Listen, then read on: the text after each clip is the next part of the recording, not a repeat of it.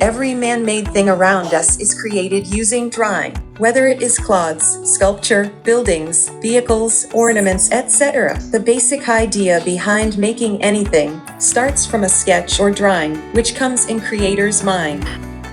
Drawing is not only a fantastic and enjoyable activity, but it also has a ton of other advantages for your health and happiness.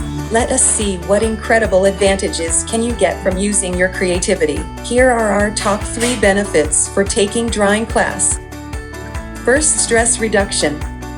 It's a terrific method to improve mental health and manage mental diseases to use creativity as a means to relieve daily stress.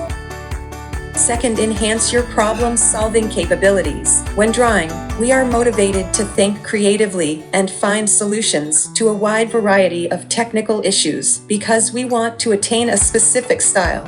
Third, increase self-esteem. Your brain may release dopamine when you accomplish your drawing objectives and produce stunning artwork because it gives you a consistent sense of accomplishment. Practicing art may greatly increase your sense of self-worth. Drawing is less valued in schools nowadays, so you can help your kids to spread their wings of imagination and explore their creativity through drawing.